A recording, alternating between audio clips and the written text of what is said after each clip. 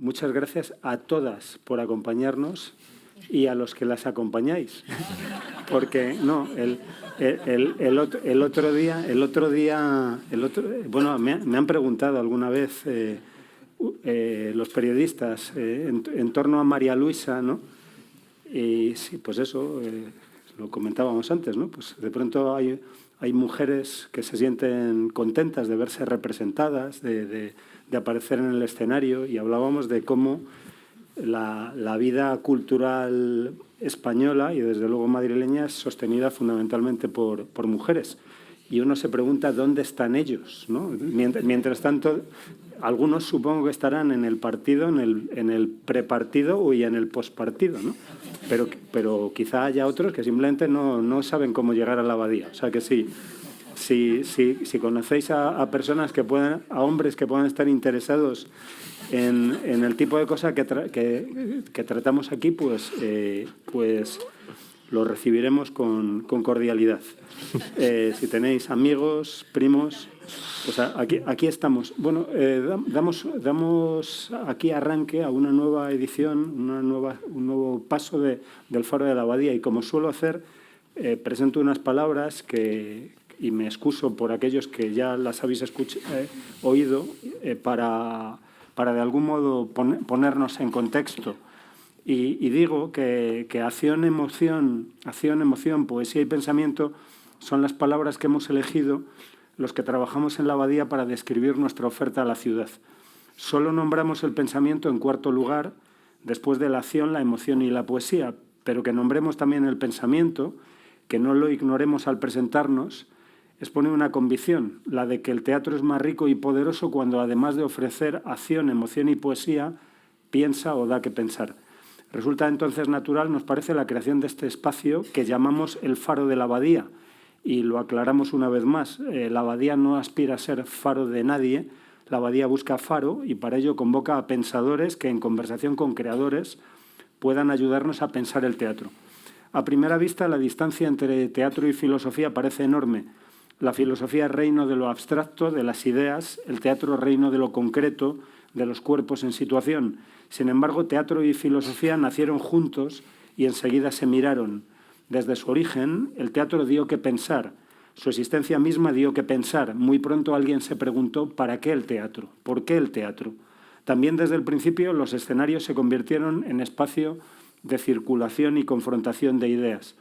El teatro no solo es un arte en que cabe el pensamiento, sino que lo es en un sentido especial, privilegiado, porque además de hacer sensible la confrontación de visiones del ser humano, de la sociedad y del mundo, al encarnarlas en personajes que pueden hacer suyas esas convicciones hasta el límite, hasta la muerte, es capaz el teatro de dar a pensar aquello para lo que todavía no hay palabra, aquello que los filósofos aún no saben nombrar. El teatro puede interpelar al espectador dejándolo suspendido ante la pregunta que nadie ha formulado. Y todo eso está en la base de este foro al que llamamos Faro, que aspira modestamente, pero con ilimitada ambición, a abrir un lugar y un tiempo de encuentro, de conversación y de tensión en que compartir preguntas.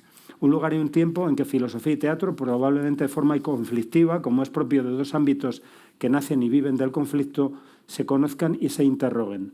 Un lugar en que la filosofía desafía al teatro y el teatro desafía a la filosofía, y ambos nos desafían a nosotros, a cada uno de nosotros.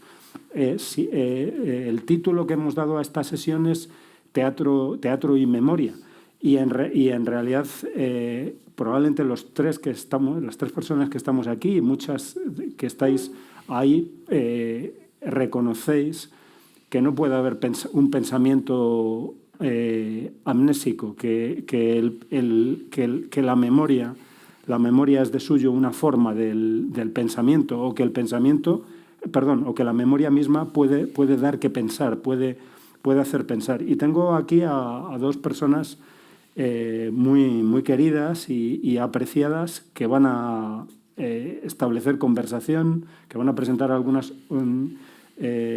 posiciones y que luego van a escucharos. A mi derecha está Francisco Ferrandiz. Debo decir que es amigo.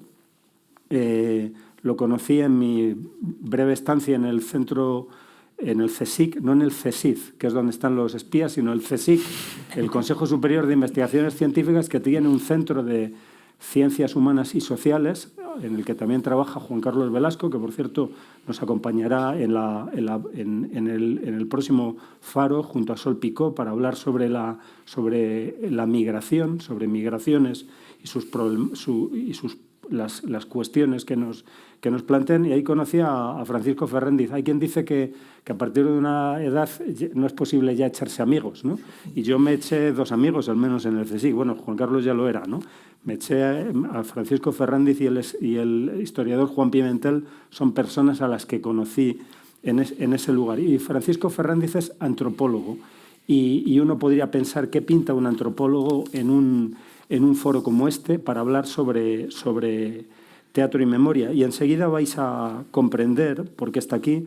Francisco Ferrándiz es profesor de investigación del Consejo Superior de Investigaciones Científicas y desde 2007 es investigador principal del proyecto ¿Subtierro?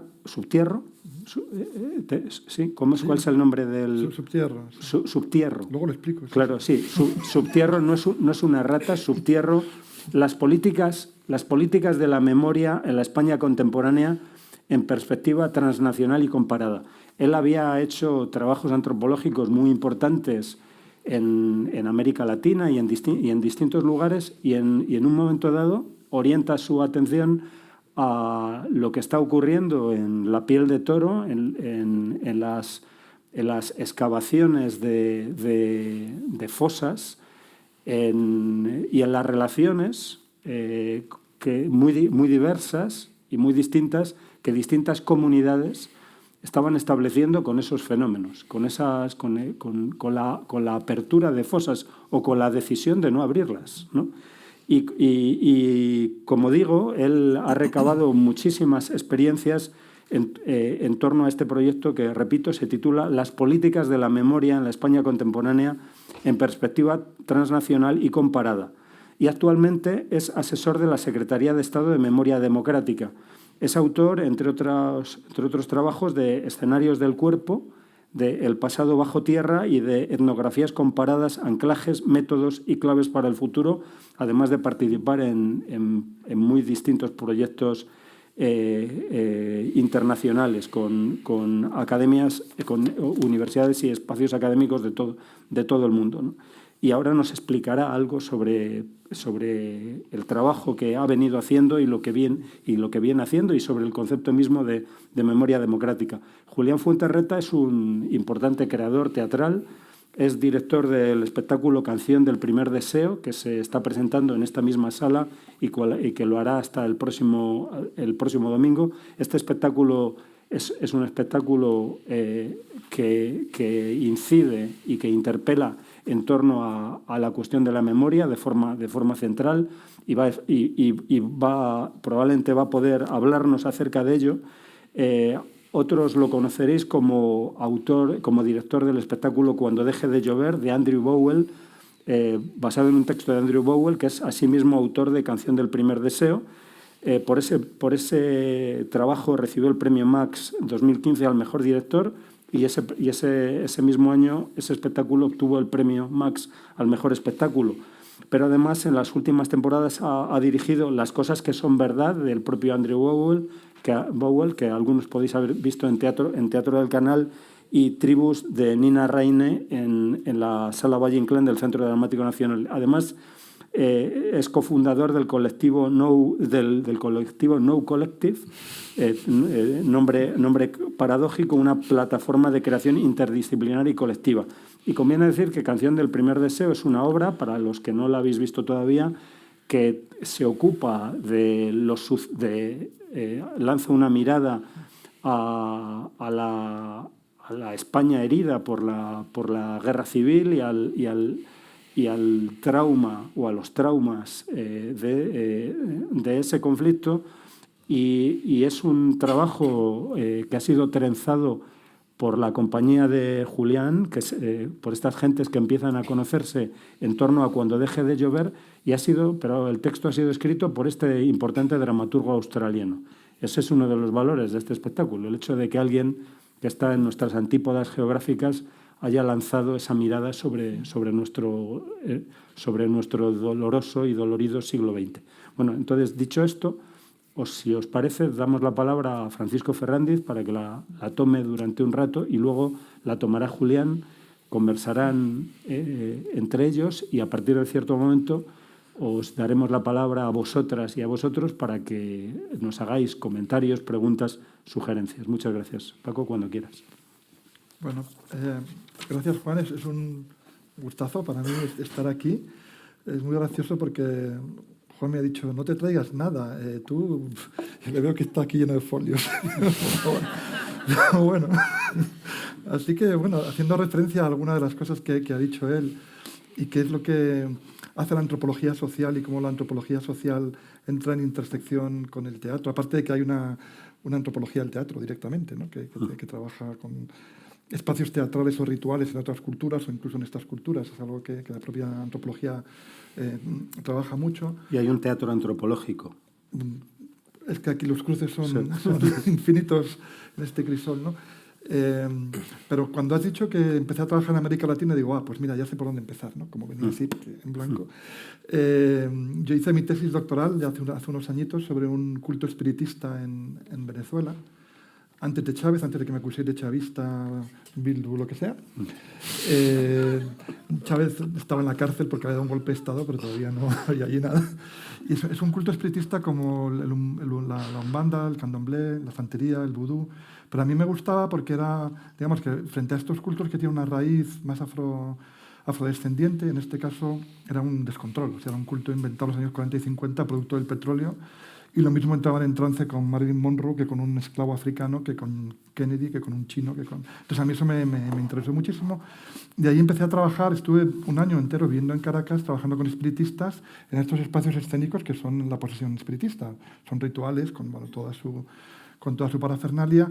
Y lo que yo ahí trabajaba fundamentalmente era la conexión entre tres ejes que eran el cuerpo, la memoria y la violencia, porque había muchísima violencia en el culto, porque reflejaba la violencia de la vida cotidiana en las ciudades latinoamericanas y en Caracas muy especialmente. Es una ciudad que ya era muy violenta en los años 90, mediados de 90, cuando yo estuve allí, y ahora lo es todavía más, ¿no?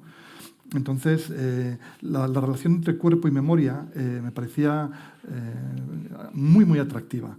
Y lo que yo estaba intentando era ver cómo la tradición oral, la tradición popular venezolana, se inscribía en el cuerpo a través de los estereotipos de posesión. Es decir, qué significaba que entrara en posesión un medium con un indio anticolonial, ¿no? Con un indio que había luchado con los españoles.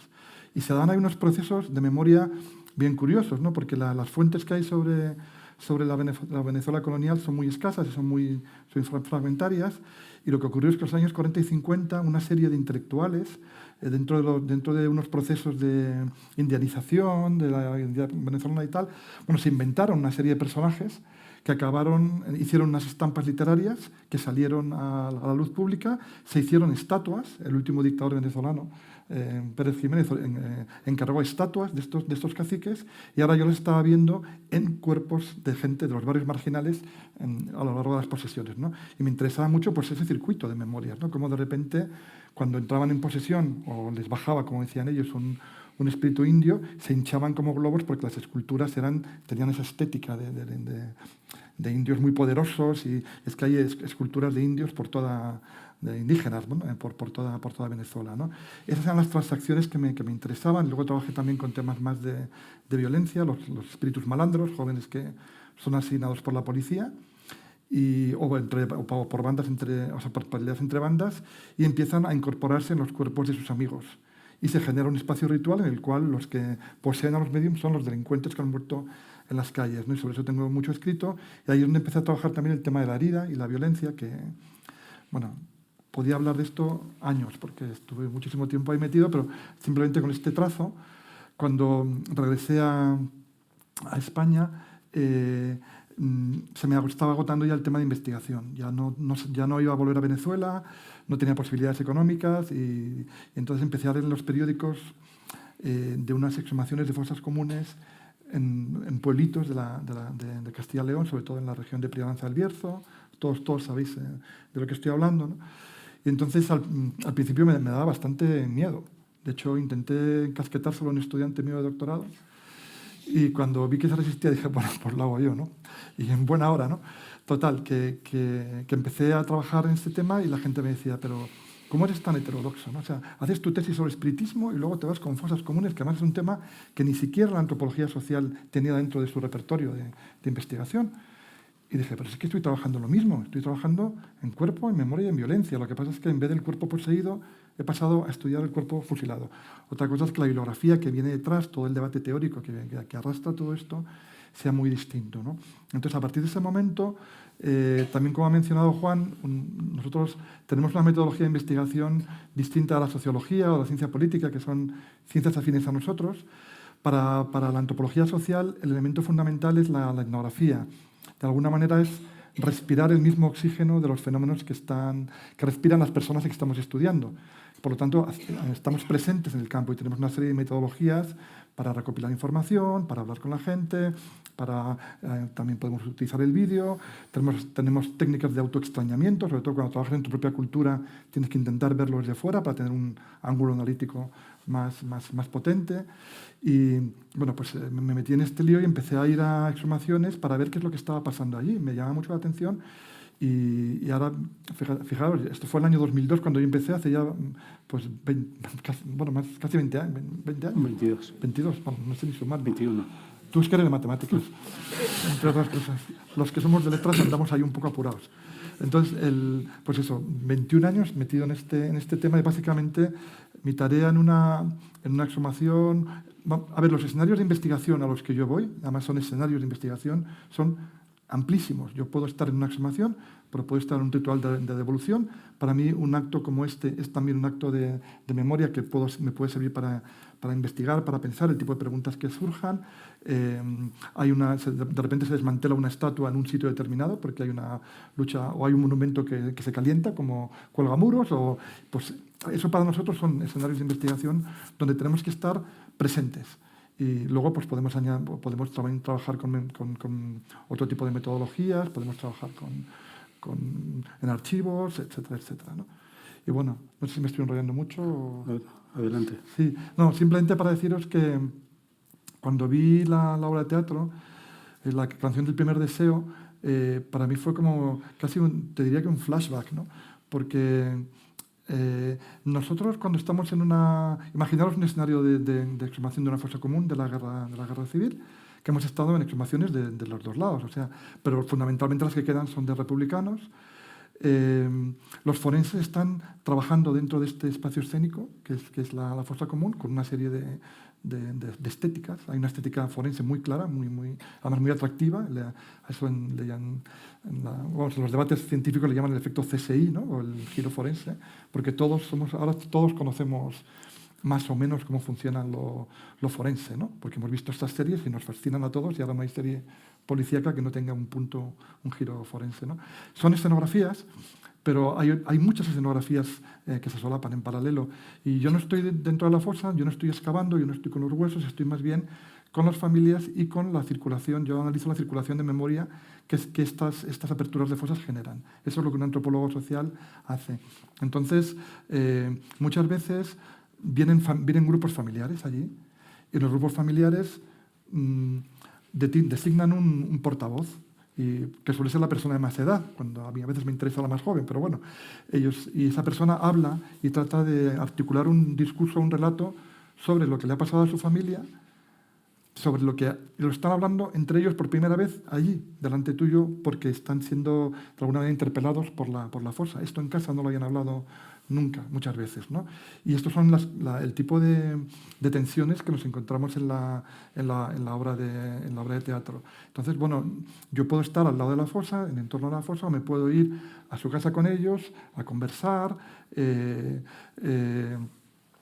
Bueno, pasan cosas muy interesantes. La gente te abre los baúles, de repente saca cartas, saca pues, el material, la materia prima del teatro, ¿no? Te lo vas encontrando allí también, ¿no? Pues una fotografía, fotos trucadas, a mí me llaman muchísimo la atención. Una foto en la que hay dos mujeres mayores y un chaval joven en medio, Y dices, el hermano pequeño, no es el padre. Lo que pasa es que la única foto que tenían es del servicio militar. Entonces, en los años 40 y 50, de una manera clandestina, pues han hecho este montaje fotográfico que lo han tenido siempre. La alacena, en la casa, hay fotos que tienen 4 o 5 personas fusiladas dentro de la foto metidas como buenamente han podido, ¿no?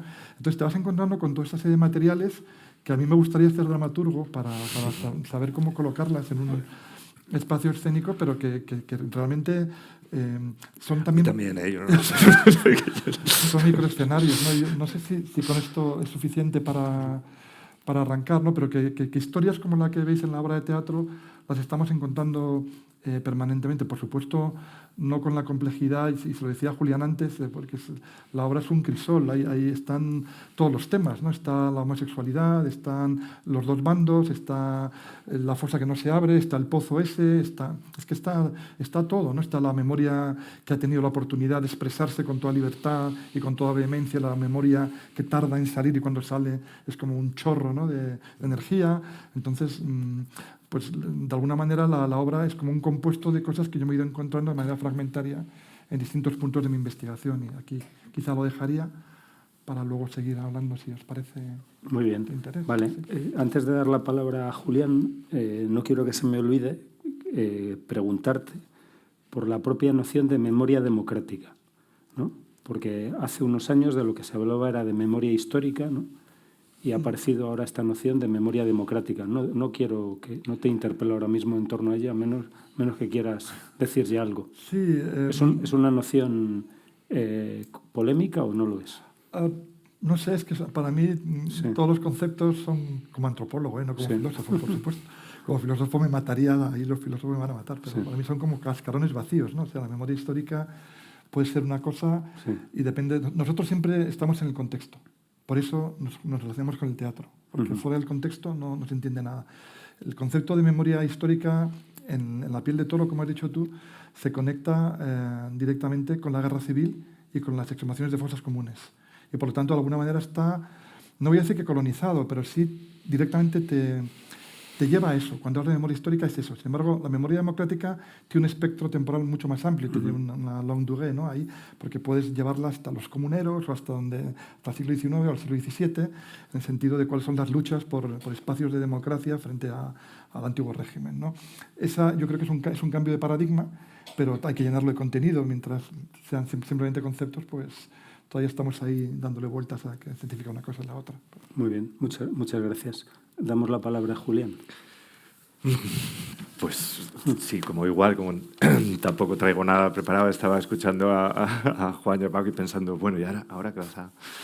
Y escuchándoos justo me estaba viniendo como una especie de necesidad de hacer un pequeño trazado muy breve de cómo hemos podido llegar hasta este punto de Canción del primer deseo, desde un punto de vista también personal, porque yo creo que desde el punto de vista de la creación también el estar hablando a las personas desde una perspectiva personal y también estructural, la creatividad tiene una forma, una artesanía muy definida que se debe respetar y a la que yo creo que he dedicado muchísimo tiempo. Y luego también desde un punto de vista generacional y ahora desde un punto de vista de lo que acabas de decir, del cambio de paradigma, estaba yo dándole una vuelta a cómo hemos acabado aquí y sí que quería contaros una historia, una pequeña historia, igual que ha hecho Paco, que era... Básicamente, yo acabé la carrera de teatro y después me fui a Australia, estuve allí estudiando un máster en creación contemporánea y azarosamente yo me fui a las antípodas, me fui lo más lejos posible, ¿no? Ya el motivo antropológico, psicológico, luego con el tiempo vas dándote vueltas y vas entendiendo qué es lo que ha motivado determinados procesos. Pero me fui a la otra punta del mundo. Y allí, curiosamente, entré en contacto rápidamente con las poblaciones indígenas en la universidad. Fue como... Y había una cuestión como de... Había una afinidad en determinadas estructuras de pensamiento. Ahí también hay unos traumas del pasado, del primer pasado colonial australiano, como muchas estructuras de memoria que se abren y se cierran. Pero a mí me resultaba bastante cómodo como entrar. Empatizaba muy bien con esta estructura y enseguida me puse a trabajar con colectivos de indígenas australianos, haciendo representaciones. Y además, igual que yo creo que los directores y directoras australianos tenían un cierto pudor a la hora de hablar de estos temas, viéndolo desde fuera, desde siendo el extranjero allí, yo decía, sí, claro, vamos a hablar de esto, y de hecho me apasionaba, ¿no? Después de esto me fui a Montreal, me acuerdo, a estudiar en Canadá también, y enseguida entré en contacto también con unos creadores Mohawk que también habían tenido, bueno, pues eso, los cimientos de Montreal, pues también la colonización, etcétera, y también me puse a trabajar con ellos y a hablar de memoria y tal y cual, hasta que fue uno de ellos, de hecho, el director de una compañía que se llama Manitowapan, ¿no? y me dijo, oye, ¿y tú qué haces aquí? Con la que tienes tu liada en la memoria, en Latinoamérica, en España, ¿no te parece interesante que estás estructurando procesos de memoria? Pero me lo dijo en una estación de metro, y además se cogió el metro, se fue, y yo me quedé sentado diciendo, bueno, me acabas de desmontar toda mi juventud y mis ganas de escapar. Y ahí es donde me di cuenta, desde un punto de vista de una estructura un poquito personal, de que, por supuesto, estos procesos, de alguna manera, pues hay que encararlos, y de ahí yo creo que viene esa búsqueda, que en principio es inconsciente, pero luego es consciente, como tú has dicho, ¿no? De un escenario de distanciación y de tratar de enganchar con alguien que pueda ofrecer esa perspectiva un tanto distanciada, ¿no? Y para resumir quizás la parte artística, lo que Andrew, desde un punto de vista personal, ha podido... Esto ha sido brevemente para deciros quizás desde dónde llego a esa necesidad o a esa confianza de poder hablar con alguien, igual que yo he sido un poco el interpelado muchas veces en otras culturas a la hora de poder hablar de determinados temas. Yo necesitaba a alguien que hiciera lo mismo con la mía. Y ahí ha habido un reconocimiento. Y luego, por otra parte, desde un punto de vista estructural, lo que hablabas del crisol, ¿no? Una de las cosas que para nosotros siempre ha sido muy importante desde un punto de vista de la creación artística es el reconocimiento de que los seres humanos funcionamos perceptivamente por patrón. Es decir, hay una parte de que cuando tú a un ser humano le ofreces un puzzle o algo inacabado, se produce una estructura de interés. Esto es algo artesanal, ¿no? Y esto es una buena historia, ¿no? Como cuando le cuentas a un crío una historia, ¿no? Si es una historia predecible, pues la gente enseguida se desconecta, o al revés, ¿no? Y esto es una de las partes en las que el trabajo que hace Andrew Bovella me pareció súper interesante, y esto es cuando dejé de llover, y esto es las cosas que sé que son verdad, que se ofrecía, sí, pero ¿quién es quién y qué ha pasado, ¿no? Que esto es una de las cosas como de las más interesantes desde un punto de vista estructural, y a una de las cosas a las que he dedicado gran parte de... A mí también me interesan otros tipos de trabajo, que son más sobre lo formal, sobre lo experimental, pero esta parte de contar una historia siempre me ha parecido fascinante a la hora de hacer memoria, ¿no? Y cómo esa estructura permite que el relato empiece y acabe, y hay una parte de la visión del espectador y la espectadora que está atendiendo a ese relato, no solo, sino por el contexto y la estructura. De alguna manera es como te cuento una buena historia de principio al final, donde tú tienes que rellenar. Y en este caso, en Canción del primer deseo, pues esto lo hicimos cuando dejé llover, y a mí me parecía divertidísimo ver cómo la gente durante la obra llegaba un momento que además era muy divertido, que ya lo tenía más o menos, que se miraban, ya, este es el padre, esta es la madre, tal, ha pasado todo esto, ¿no? Era una cosa muy popular. A mí me encantaba esta parte de contar una buena historia y de que el público no estuviera pasivamente, sino que estuviera activamente construyendo un relato, ¿no? Y esto también pasaba en las cosas, y ahora con Canción pues hemos hecho sumando estos dos puntos, pues esta parte de construcción también, y me encanta estar con Paco desde el punto de vista antropológico. Para mí teatro y antropología tienen muchísimo, muchísimo que ver. Y también desde la construcción artesana de necesitar construir un relato que estuviera bien entramado para mantener una tensión dramática, desde un punto de vista dramatúrgico, que haga que podamos también reflexionar sobre la memoria y sobre cosas que son muy dolorosas, y que a través del relato y el ritual podemos estructurar, y yo diría incluso estomagar, porque son cosas que son muy duras para una cultura, para un pueblo. Y eso ha sido un poco, ahora conectando todos los puntos, lo que ha llevado a la construcción de esta pieza. Y ahora, pues bueno, llevan la semana que viene, están en temporada. Les tengo que dejar notas todavía no les he dejado las correcciones de dirección, que estarán esperando. Pero vamos, que es un proceso que está vivo, no, lo siguiente. Está en escena, creciendo, cambiando. Y los que seáis teatreros, teatreras, ya sabéis que el teatro es efímero, frágil, y que ningún día es igual que otro. Entonces, no sé, esperemos que asistáis a él, y sobre ese respecto, yo nada, preguntas o a Paco, yo ya cedo la palabra, pero esos son un poco los dos basamentos que me han llevado y nos han llevado hasta aquí. Muy bien, sí. Paco ha hablado, Francisco Fernández ha hablado de las estrategias de extrañamiento, ¿no? No sé si las has nombrado así. que realizáis los antropólogos cuando os ocupáis de vuestra propia cultura, ¿no?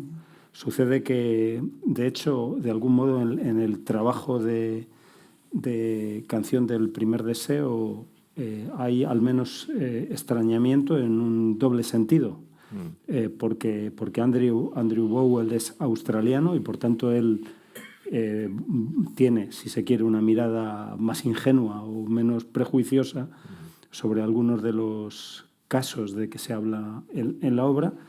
Y por otro lado, en la obra hay un extraño. Hay un personaje que es un colombiano hijo del exilio, que regresa y que de algún modo pues, es el que pone en crisis lo que pone en crisis y desestabiliza y en esa desestabilización hay revelación, ¿no?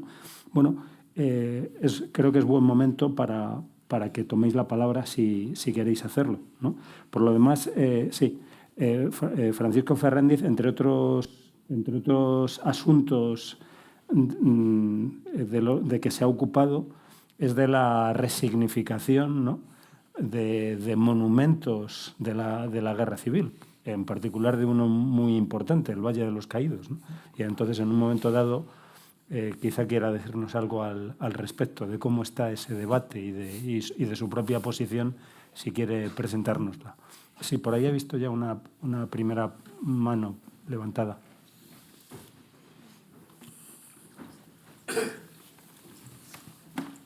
Buenas tardes, muchísimas gracias. La primera pregunta es para el antropólogo.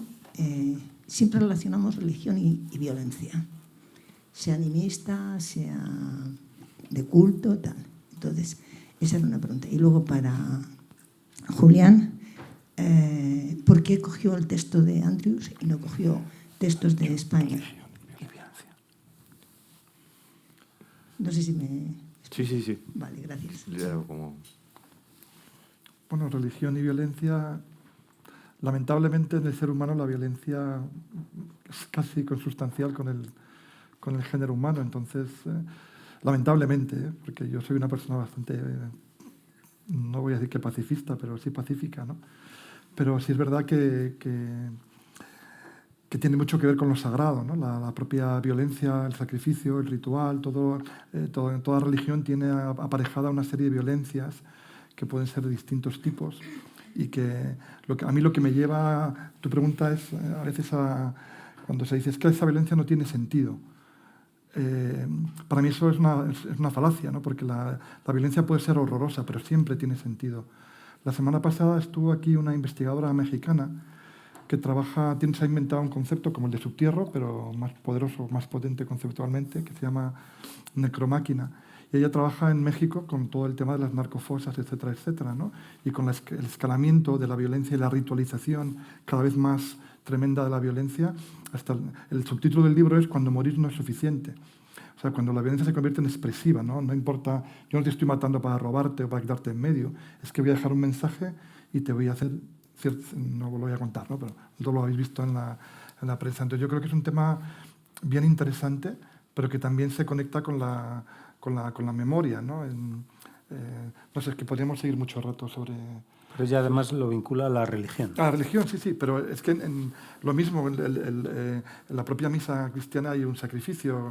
Si miras a Jesucristo... O sea, yo cuando estaba estudiando el culto espiritista venezolano, que es una religiosidad popular, no es una religión, pero no deja de ser una transacción con lo sagrado, ¿no? Había unos espíritus que se llamaban vikingos, que eran africanos, que realmente eran como esclavos, y eran una mezcla de cristos barrocos, caminaban con los brazos abiertos, ensangrentados, se cortaban con cuchillas de afeitar, y una especie de como estética punk, ¿no? Bueno, el culto de María Leonza que yo estudié tiene esas mezclas, ¿no?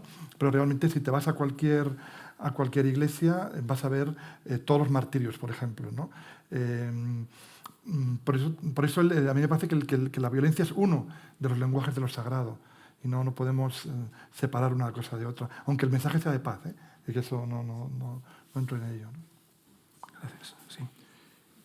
Y te preguntaban por qué el texto por seguir, La verdad es que a ese nivel, yo, por ejemplo, desde el punto de vista generacional, yo pertenezco a una generación de españoles y españolas que, también por azares, he tenido la oportunidad, como muchos y muchas, de viajar, ¿no? Viajar mucho, salir, formarme.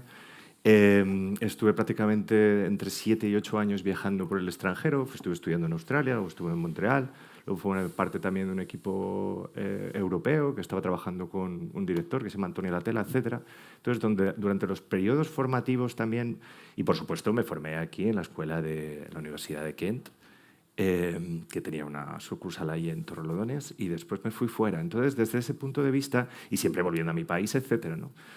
Tengo una especie de sensación de que, y yo creo que es generacional, de que la distinción entre español y extranjero desde el punto y hora de la estructura artística tampoco la tengo muy diferenciada, en el sentido de que yo creo que hay muchas voces dramatúrgicas. Yo, por ejemplo, sí que he trabajado con autores y autoras extranjeros, pues porque soy bilingüe, y entonces pues hablo inglés, italiano, un poquito de francés, que son cosas que he debido aprender pues sencillamente pues, para poder desempeñarme fuera y pues desde vivir hasta estudiar, ¿no? Entonces, por supuesto que también he trabajado y colaborado con dramaturgos y dramaturgas españolas, pero esa diferencia, desde un punto de vista estructural, realmente no la tengo en la cabeza, ¿no? Yo tuve el azar y la fortuna de encontrar a un número de personas, en este caso en Australia, que yo también pienso que sería para escribir un libro en algún momento, ya cuando se llama, de cómo se producen. De hecho, hay un libro de Luke Steckman que se llama Amnesia Road, que hace una equiparación entre los procesos de memoria australianos y los españoles. O sea, hay un libro escrito que yo me he quedado ya y he dicho, bueno, no estamos solos, algo hay, ¿no? Entonces, en el momento en el que pensamos en hacer una creación colectiva, esto fue en el año 2017-2018, auspiciada por Mateo Feijóo en el Centro de Artes Vivas, y me acuerdo que el grupo de trabajo se formó no con el propósito de hacer un trabajo sobre memoria, en ningún momento, sino que en ese momento, digamos que estructuramos un grupo de trabajo con un dramaturgo, un técnico, bueno, pues es un poco como un equipo de trabajo donde cada uno 4 actores, etcétera, y empezamos a discutir en ese momento sobre lo que queríamos trabajar. Y fue precisamente el dramaturgo, fue precisamente Andrew Bowell, el que nos dijo que le parecería muy interesante trabajar sobre este tema. De hecho, nosotros, el equipo español, pues bueno, los trabajos colectivos a mí me parecen preciosos porque son muy democráticos. Y bueno, democráticos incluso asamblearios, porque al final o todo el mundo está de acuerdo o alguien si no se va. O sea, quiero decir, no se puede hacer, no puedes obligar a un actor a salir a escena. Bueno, sí puedes hacer de todo, pero no es recomendable obligar a un actor a salir a escena porque luego hacen lo que les da la gana. Y porque en ese momento tienen todo el poder, entonces deben ser asamblearios, ¿no? Y a partir de ahí ya se empezó a perfilar una historia que nació de ese colectivo de personas que por azar, algunas pues eran nacionales y otras internacionales, y entre nosotros y nosotras pues se establece este vínculo internacional de una manera como bastante natural, precisamente por esa especie de permeabilidad y esa posibilidad que ha tenido mucha gente de mi generación y anteriores también, de viajar, ¿no? Y entonces ya esas separaciones las tienes como más difusas, ¿no? Entonces yo a ese nivel, por supuesto que estaría encantado de trabajar con dramaturgos y dramaturgas españoles, y lo estoy, y de hecho leo mucho, y he trabajado con Alberto, pero este caso fue al revés, fue primero el grupo de personas y luego la temática. Y dentro de la temática, evidentemente, hemos hablado. O sea, que realmente no se planteó trabajar sobre la memoria de entrada. Eso fue algo que surgió a partir de un proceso colectivo donde todos hablamos. Lo que nos propuso ya, para cerrar el tema, lo que nos propuso Andrew como proposición de trabajo era hablar sobre el concepto, que de hecho está en la obra, en una escena concretamente cristalizado, sobre el concepto de vergüenza. De cuál es la cosa que más vergüenza te ha dado en la vida, esa cosa, como dice uno de los personajes, que te pone colorado, y en el relato de muchos de nosotros y nosotras, y además sin ningún tipo de sesgo ideológico, esos relatos se retrotraían a momentos con nuestros abuelos, con nuestras abuelas, a historias que nos habían contado, a historias que todos y todas conocéis, pero son muy duras. Y a partir de ese momento ya el dramaturgo vio que había un historión y ya dijo, vamos a trabajar sobre eso. Hubo resistencias, te diré, pero al final colectivamente nos embarcamos en eso y y aquí estamos. Yo creo que hay un tema muy importante que es que las casuísticas son muy distintas y nosotros en nuestro proyecto, precisamente por esta necesidad de extrañamiento, porque es muy fácil imbuirte de un relato que ya está hecho y repetirlo incluso dentro de tu propio marco analítico, ¿no? Pero para salirte fuera tienes que... Bueno, nuestra metodología es... Primero, yo también he estado muchos años fuera y he vuelto a España como un extranjero. O sea, después de haber vivido un año con espiritistas, yo vengo aquí, veo la Semana Santa y digo, ¿qué es esto? O sea, quiero decir que cuando... O sea, ese tipo de cosas, ¿no? que de repente dices, ya haces que las cosas que son cotidianas, que las vemos, que las damos por hechas, ya no son tan así, porque has vivido otras culturas, otras experiencias, otras formas de vida y por lo tanto estás un paso o dos fuera de tu propia cultura, lo cual es un poco de angustia, ¿no? Porque estás como siempre descolocado respecto a tu propia zona de confort, por decirlo de alguna manera. Entonces eso es un tema muy interesante y además, a más, como dicen los catalanes, no, pues lo trabajamos con modelos comparados. Entonces el caso australiano, pues las memorias, ahora mismo la memoria es un tema por todo el mundo, la guerra que estamos viviendo tan tremenda, ¿no? en Ucrania, la invasión rusa de Ucrania, tiene que ver también con temas de memoria, con de quién es esta ciudad, quiénes son los habitantes, si son prorrusos. Entonces ahí hay temas de memoria que están, digamos que a lo mejor no son los centrales del tema, porque son fundamentalmente estratégicos, pero tienen que ver con dónde están mis fronteras, las fronteras de mi identidad, de los que somos nosotros, ¿no? O pueden decir los rusos, yo tengo premios Nobel que han nacido en Kiev, y son rusos, ¿no? Entonces, ahí todo ese juego de memorias está todo el tiempo trabajando. Entonces, por un lado es muy importante la antípoda, el método comparado, y luego hay otro elemento y es que es el tema transnacional. Es decir, muchos de los discursos que aterrizamos en cada país tienen ya una vertiente transnacional. Y nosotros, por ejemplo, estamos muy influidos por los procesos memoriales argentinos y del Cono Sur. Todo el mundo está muy influido por el Holocausto, del cual Juan es un grandísimo experto, y los procesos de memoria que se han generado en torno al Holocausto, hasta el tema. Hay formas de pensar la memoria que tienen directamente que ver con cómo se ha gestionado el Holocausto. Ahora, que luego los traduzcas al caso de la Guerra Civil, o al caso de la Guerra de Bosnia, o al caso aborigen australiano, no dejan de ser relatos que de alguna manera nos permiten hablar un lenguaje común, a pesar de que estamos en sitios muy distintos, ¿no? A la hora de entender los procesos de memoria. Pero, Juan, ahí tú eres el experto. No, en absoluto. No, en absoluto. Y quiero dar la palabra a Juan Carlos Velasco. Si bien, antes de dársela, para que no se me olvide, ha mencionado Julián que una pregunta fundante para ellos fue, que os hizo Andrew Bowell, es ¿qué os da vergüenza, ¿no? ¿Por qué sentís vergüenza? Y me pregunto si la vergüenza tiene también algún valor en esas experiencias, en esos encuentros que has tenido tú y que habéis tenido las gentes de tu equipo de investigación en esas comunidades. La vergüenza es importante, tiene un valor la vergüenza, y luego quisiera también preguntarte por qué subtierro y no subtierra, ¿no? ¿Por qué subtierro? Aquí Juan Carlos nos va a ayudar con eso. Vale. Sí, pero yo diría que es más bien una vergüenza inversa o una vergüenza inducida. Sí. Los que tienen vergüenza son las víctimas, ¿no? Porque durante muchísimo tiempo se les ha prohibido en el espacio público, y esto yo creo que en la obra está clarísimo, ¿no? Cómo retiene ella hasta que ya no puede más, ¿no? La historia cuando le dirigen, bueno, no es spoiler, no lo digo, ¿no?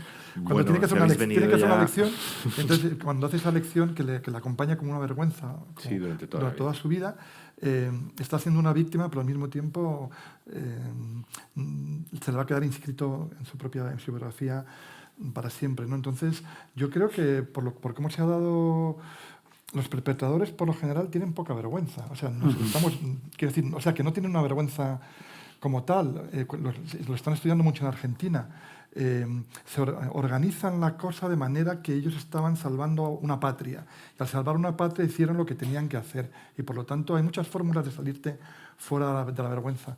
Pero cuando la vergüenza es inducida y tiene una acumulación de décadas, es mucho más difícil salir de allí. Y yo creo que yo veo más vergüenza en las víctimas que en las personas que pudieron estar vinculadas a la perpetración. Claro, aquí hay que pasar, a lo mejor estoy tirándome a una piscina, ¿no? Pero hay que pasar generación también, ¿no? Y lo de subtierro, hay que ver en cada generación cómo funciona. Lo de subtierro es una palabra que me he inventado para tratar de explicar la complejidad, todas las capas de complejidad que hay en este proceso de sacar unos cuerpos de unas fosas, ¿no?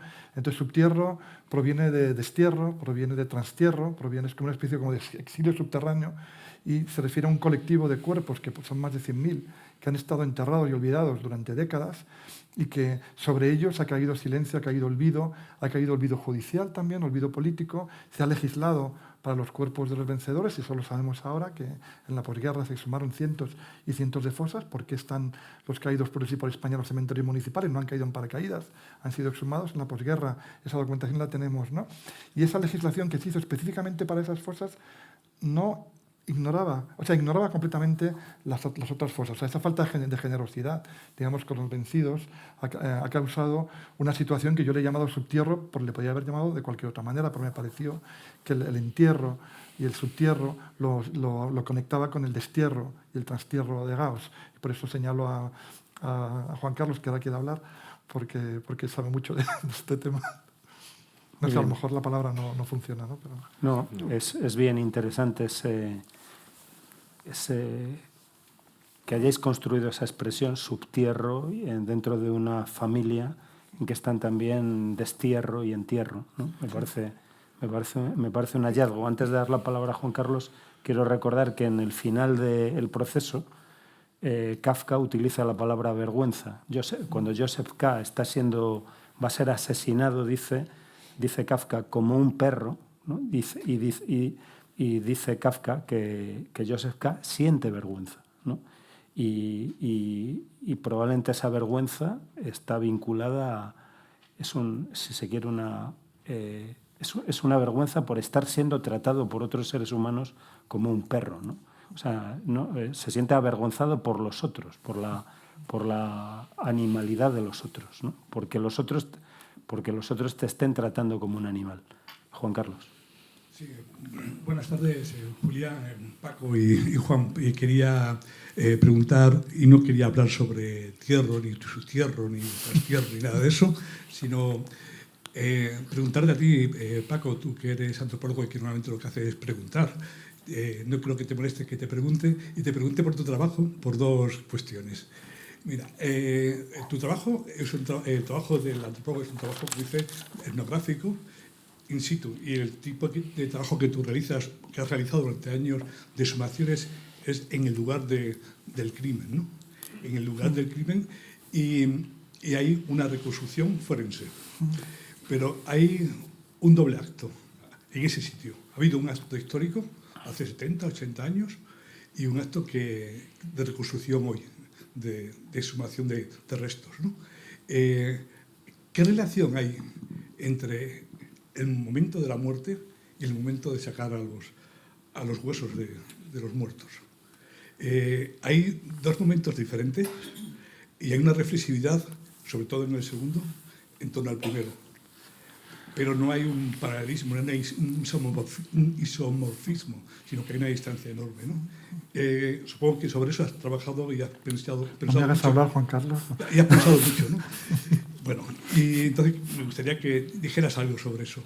Y otra cuestión es algo que te ha sacado antes un poco de la lengua, Juan, que es tu trabajo sobre la resignificación del Valle de los Caídos. Y me gustaría, si puedes, si no es secreto de Estado, que contaras un poco cuáles son las estrategias diferentes que hay sobre eso y si se puede resignificar sin establecer una ruptura. Me explico. Mira, en uno de estos viajes que he hecho por Alemania, sabes que por ahí ando bastante, pues estuve una vez en Nuremberg, ¿no? En Nuremberg hay un inmenso estadio donde los nazis celebraban sus grandes manifestaciones, que lo habéis visto seguro todos en imágenes, ¿no?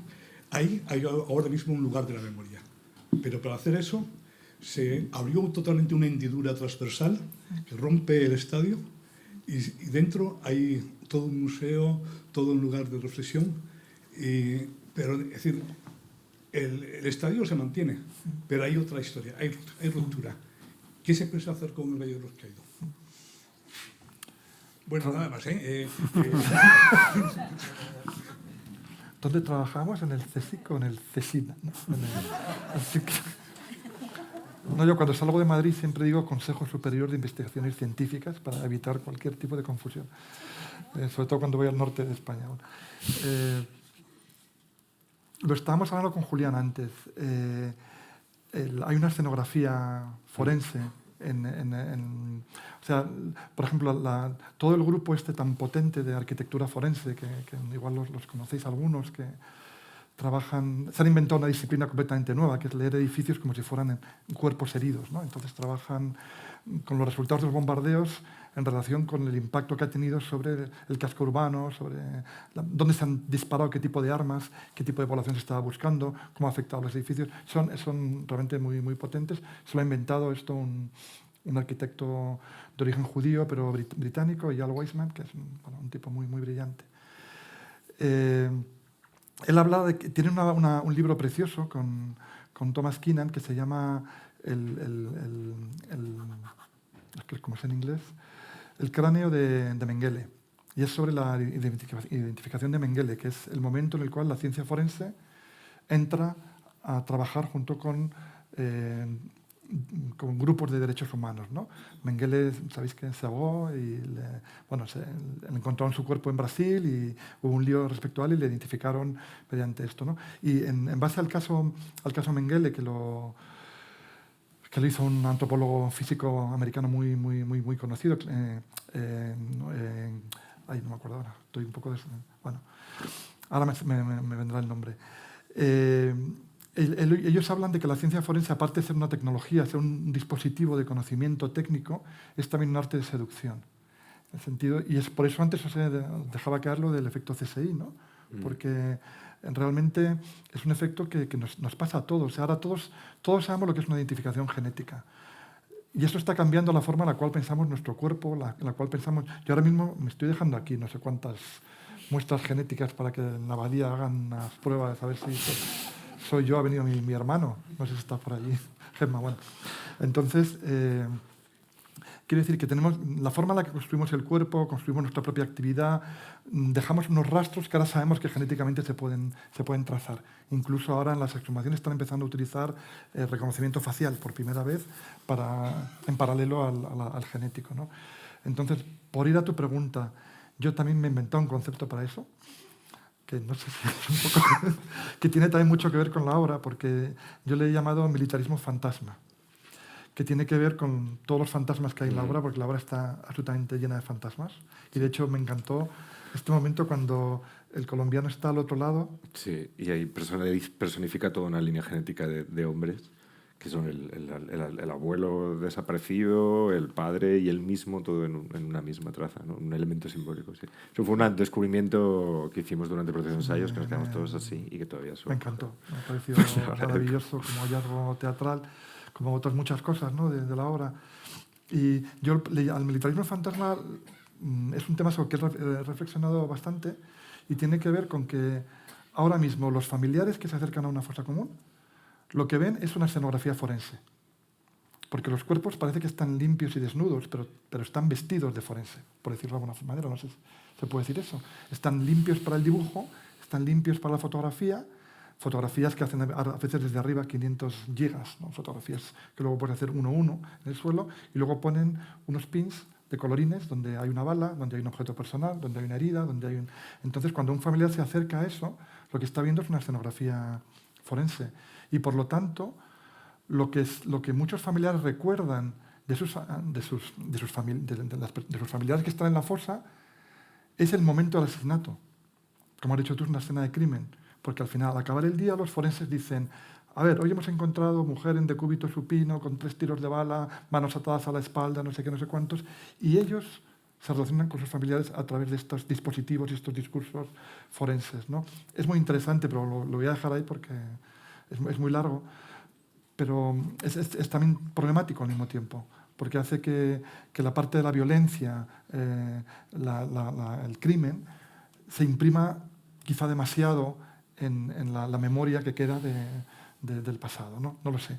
Pero ahora mismo estamos todos fascinados, cautivados con los discursos forenses. Es una cosa global. Entonces, El otro día tuvimos un debate muy interesante porque nosotros estábamos diciendo que para nosotros una calavera, en un debate en la Reina Sofía, una calavera era como... Había una pornografía de la violencia en mostrar una calavera y que preferíamos un rostro, recuperar el rostro. Y sin embargo, la gente joven que estaba en el público dijeron que para ellos un rostro que les daba igual, que la calavera se apelaba mucho más. Entonces empezamos a pensar que estábamos fuera de época.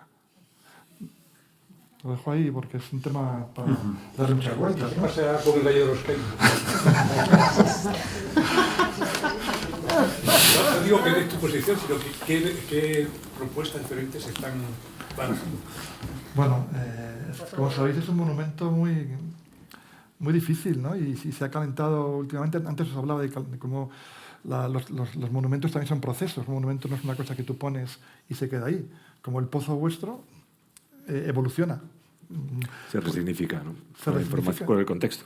Claro, y a medida que la obra va transcurriendo, vas recogiendo más y más cosas. O sea, es un pozo que está en continua transformación. Sí. Y los personajes lo dan vueltas y se meten y giran. Y sí. Otra cosa que me encantó es un símbolo total. Ya el muro y el pozo, al final, empezamos con muchísimos, pero al final junguiano total, ya incluso pasando de Freud, ya vamos al inconsciente colectivo y además no quería que fuera nada súper específico. Al revés, ¿no? Lamentablemente, una de las cosas más interesantes del propio dolor es entender que, como hablabas tú antes de Kafka, del Holocausto, ¿no? Uno de los primeros distanciamientos es cuando ves que tu dolor no solo te pertenece a ti, ¿no? Sino que es común. Y para mí, por lo menos como persona, es una parte del proceso que es importante. Y por eso los símbolos concretos y el fantasma, que de hecho había momentos en la obra que me decían, pero esto parece como una obra de terror.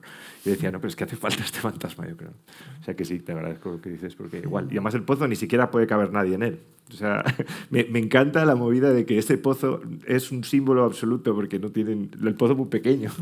Que incluso en escenografía decíamos, pero hace falta que se vea que puede caber un hombre. Y yo decía, no hace falta, yo creo que la gente ya lo va a relacionar. O sea, que si nosotros tenemos un pozo que se resignifica el baile de los caídos, como pozo, digamos que es un... Sí, vamos. Sí, metáfora del pozo. A ver, sí, a mí me interesa mucho también la pregunta. Sí. A ver cómo contesto sin violar ningún secreto de Estado. No, porque yo me entero de la misa a la media. Bueno, a ver, yo tengo una relación con el Valle, con Colgamuros, que como se llama ahora por la nueva ley, antigua, porque estuve en la comisión de expertos del año 2011 junto con Reyes Mate, y Reyes Mate me invitó a esa comisión de expertos. Bueno, expertos, yo no era experto, yo era más jovencito allí, bueno, no. En fin, que fue el que hizo una serie de recomendaciones por la presión que había respecto al monumento. Es decir, es un monumento que fue construido para... Es que es muy sencillo, fue construido para conmemorar la victoria militar del año 31 de abril 39. Es que no hay por qué liarse más. No hay por qué liarse más. Luego, que si es un mundo... Y una cosa, bueno, va a salir un portal web, que eso sí que lo he hecho yo, es mi responsabilidad, me podéis crucificar cuando salga, en esta semana seguramente, donde se genera un relato alternativo, pero un relato abierto. Tampoco es un relato que haya que aprenderse de memoria, simplemente es la historia política e ideológica del monumento que no se conoce muy en profundidad, ¿no? Entonces, allí, por ejemplo, está el discurso de Francisco Franco. Franco inaugura el monumento el 1 de abril del año 59, es el 20º aniversario de la victoria militar, no tiene pérdida. Y el discurso de Franco es para escucharlo, ¿eh? Es un cuartito de hora potente, sobre el demonio que está entre nosotros, los miles de alcázares, la divina providencia, en el año 59. Y ese para mí es el discurso que ancla la significación del monumento. Luego tú puedes darle vueltas y decir que no, la cruz ama, y es un símbolo de amor, que es verdad, para los cristianos, y abraza las dos Españas, pero todos son reelaboraciones posteriores de un monumento que tiene esa significación. Y de hecho, por poneros un ejemplo muy breve, cuando estamos en algún proyecto europeo, hay uno que está haciendo el gobierno alemán precisamente sobre monumentos disonantes, que es un concepto que ahora circula por ahí, que son monumentos que están incómodos.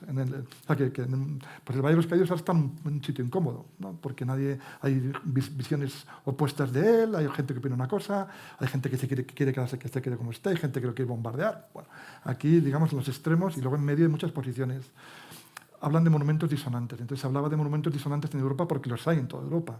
Los hay, está en Nuremberg, está en Bolzano, los hay en muchísimos en Bosnia. Te puedes imaginar la cantidad de puentes, de memoriales que están muy calientes y que hay gente que los quiere, gente que los quiere destruir, etcétera, etcétera.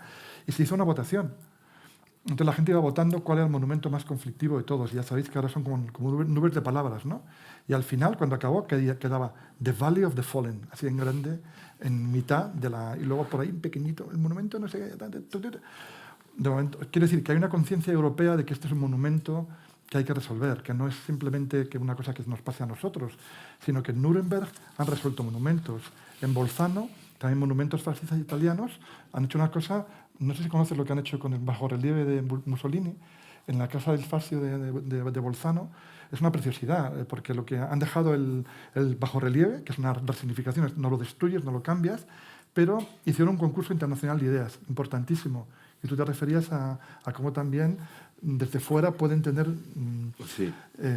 ideas creativas que pasan por encima de nuestros vasitos de agua en los que nos ahogamos, ¿no? O sea, yo creo que eso es muy importante, ¿no? Sí. Yo, a ese nivel estructural es esta parte del extrañamiento, ¿no? El ver... yo cuando trabajaba con otras culturas y hablábamos de memoria, pues me acuerdo una vez que les propuse que hubiera un poeta indígena australiano que hablaba por un didgeridoo. Por los didgeridoos no se puede hablar, solo se puede soplar, no se puede emitir palabra. Y luego que hubiera un b-boy, que era un breakdancer indígena australiano, que fuera pintado de manera tradicional. Y nos tuvimos que ir a hablar con los elders, me llevaron allí a una cabaña en mitad del bosque y les pedimos permiso para hacer esto. Y precisamente, pero eso lo hice en comité y nos lo dieron. Y fue muy interesante. Y luego hicimos esa performance y precisamente yo creo que desde un punto de vista, una parte de la comunidad indígena australiana, sobre todo la más joven, que al ver a una persona bailando breakdance pintado, pues precisamente esta perspectiva desde fuera, y luego también, por supuesto, los brearon también la gente como más tradicional, eso está claro, ¿no? O sea, hubo de todo. Pero esta perspectiva desde fuera que puede traer una persona que tiene, que es, como lo has dicho, que no se ahoga en esos pequeños vasitos de agua, sino que ve que eso es una de las cosas que pasa en Canción del Primer Deseo, que en una hora y media hacemos un repaso por todo, cosa que a mí siempre me ha impresionado mucho, que en una hora y media se puede hacer un repaso, porque siempre para mí era un océano insondable, el océano de mi vida, de mi memoria, de mis padres, de todo, ¿no? Era una cosa en la que yo no veía el final. Y de hecho desconozco personalmente muchas de las cosas. Ahora imaginaros todos los miembros de este elenco la investigación que estamos haciendo de nuestros antepasados personales. O sea, desde todos, estamos todos. Yo me llamo como mi abuelo, que nació en un pueblo de Navarra, en Eslava, y muy gracioso, además me llamo como él y tengo uno de los apellidos. Entonces me he personado allí y era como casi el fantasma era yo.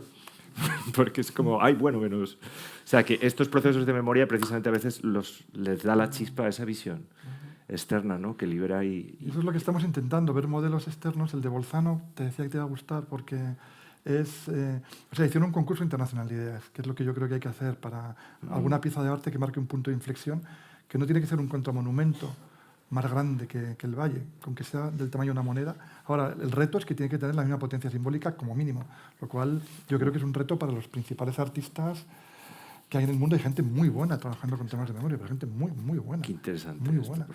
Entonces, lo que hicieron en Bolzano es que es un bajorrelieve, es una especie de friso muy grande, donde está el triunfo del fascismo, y está Mussolini con el brazo en alto en la mitad, y hay un lema que es el lema del fascismo italiano, que es cree, obedece, lucha. Y la propuesta ganadora fue proyectar sobre ello, con una especie como de rayo láser, una frase de Hannah Arendt, junto con toda la filosofía de Hannah Arendt, por supuesto. Y la frase es, nadie está obligado a obedecer. Simplemente con eso le das la vuelta al monumento.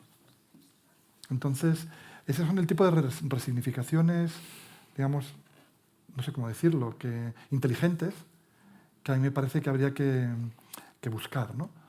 Al mismo tiempo, el Valle de Cuelgamuros es un libro de historia pétrea. O sea, allí está inscrita no solamente la historia del franquismo, sino también de sus contradicciones, porque es un monumento que empieza en sus primeras... Sabéis que tardaron casi 20 años en construirlo. Mano de obra penada, bueno, todos estos líos, esas son las partes más polémicas.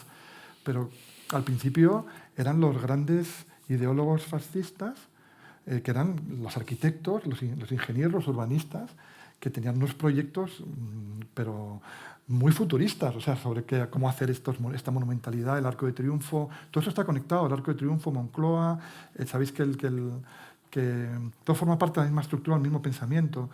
El Museo de América era una iglesia, era digamos, el agradecimiento de Franco a la iglesia en un eje que iba del Arco de Triunfo, la iglesia, el rectorado de la universidad, la sede de Falange, que ahora es el rectorado. O sea, todo eso está diseñado y acaba el valle al fondo, ¿no?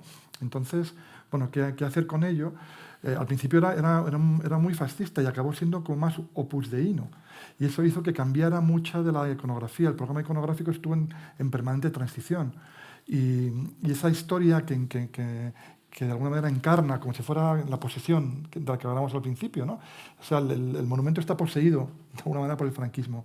Y lo que hay que dar es claves, yo pienso, para descifrarlo y entender lo que significó ese régimen político, y luego cada uno que se lleve en la cabeza un aplauso o un abucheo o lo que quiera, como el mismo que en el teatro, ¿no?